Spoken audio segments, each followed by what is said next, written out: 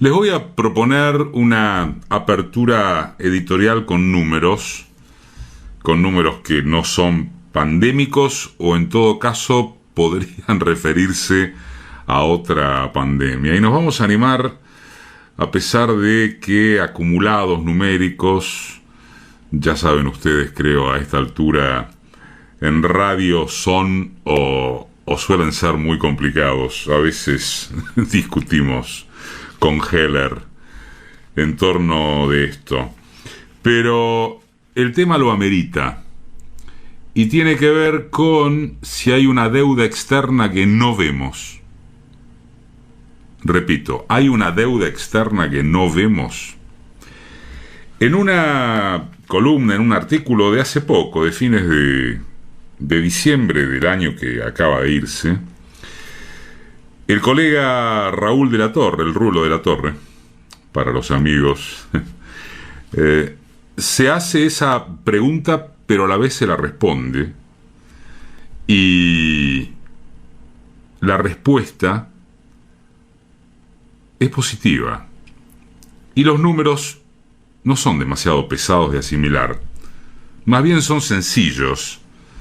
Y quizás la pregunta sea o también sea quién está o quiénes están interesados en que no veamos la deuda externa que no se ve. Lo que hace De la Torre, lo que hizo De la Torre, en su momento hicimos alguna referencia a este artículo, pero solo de esa manera, a título referencial.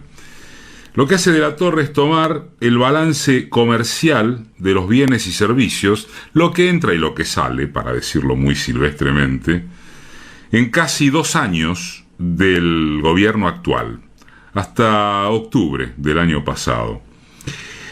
Y eso da, repito, entre lo que entra y lo que sale, un saldo favorable, un resultado favorable de 18.500 millones de dólares. Una cifra que, como dice De la Torre, por sí sola sería auspiciosa y haría pensar en una mejora de la posición internacional, sobre todo cuando dentro del periodo de lo que va del gobierno del Frente de Todos se reestructuró la deuda externa del sector público con acreedores privados. Sin embargo, el superávit de la cuenta corriente de la balanza de pagos, del cual la balanza comercial es parte, ¿sí? La comercial, bueno, lo que entra, lo que sale, la de pagos es cuánto aplicaste del resultado de lo que entró y salió, alcanzó en el mismo periodo a tan solo 7.500 millones de dólares, nada menos que 11.000 millones de dólares menos que el balance comercial. Con la deuda con los acreedores privados reestructurada, con la deuda con el fondo que termine como termine, tiene vencimientos muy pesados que van a caer en marzo, ahora en marzo, y en 2023. ¿Cómo es posible que se hayan pagado 11.000 millones de dólares en ese periodo? Y la respuesta es: más de la mitad de esos pagos son de origen privado, principalmente pago de intereses por deudas privadas con el exterior y pagos anticipados de futuras importaciones. Es decir que, aquí quizás se entienda mejor, mientras se cortaba la sangría de pagos al exterior por la deuda pública, lo que debe el Estado, lo que debemos todos, por las negociaciones, por las reestructuraciones, etc., la canilla de los pagos al exterior de los privados seguía abierta, y por un compromiso que no es menor, como también subrayaba De la Torre. La deuda privada total con el exterior, la deuda privada total con el exterior, no la del FMI, es de, números redondos, 80.000 millones de dólares. ¿Entendió bien? Son 35.000 millones de dólares más que la deuda con el fondo. Y esa deuda privada también genera intereses, también genera pagos corrientes al exterior, también genera, por supuesto, pérdidas de reservas, también genera presiones sobre el valor del dólar. ¿Por qué? Porque se lleva parte de las muy escasas divisas que tenemos. Entonces, ¿por qué nadie mira para ese lado? ¿Por qué nadie mira para el lado de las deudas privadas cuando se habla del problema de la falta de divisas, la restricción externa, etcétera?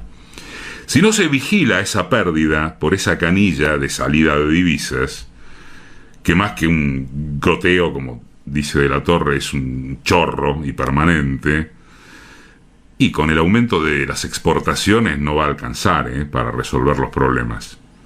Más que un chorro, entonces, después tendremos una inundación. Y vamos a estas conclusiones, ya más, si se quiere, de orden político-económico. De los 80.000 millones de dólares, son 80.200, de deuda de empresas privadas argentinas con el exterior, en más de 33.000 millones de dólares, el acreedor es una empresa del exterior del mismo grupo económico. La mayor parte de las veces, su casa matriz. ¿Es tendencioso llamar a esto un autopréstamo? Es decir, ¿se trata de un pago de intereses intragrupo de la filial local a la casa matriz o a otra sucursal en el exterior? Volvamos a las comparaciones. Son más de 33.000 millones de dólares para comparar, solamente para eso, como también hace De la Torre, comparados con los 45.000 millones de la escandalosa deuda con el fondo. Ahora, la del fondo es un escándalo, esta no. Dada la magnitud de la cifra y la vinculación entre deudores y acreedores, entre la misma empresa, entre el mismo grupo, presuntamente, ¿no justificaría también investigar acerca de si no se trata de otra maniobra de fuga de divisas encubiertas? Porque miren además estas otras cifras. Hay otros 14.000 millones de dólares en los que los deudores que giran habitualmente intereses al exterior son bancos privados.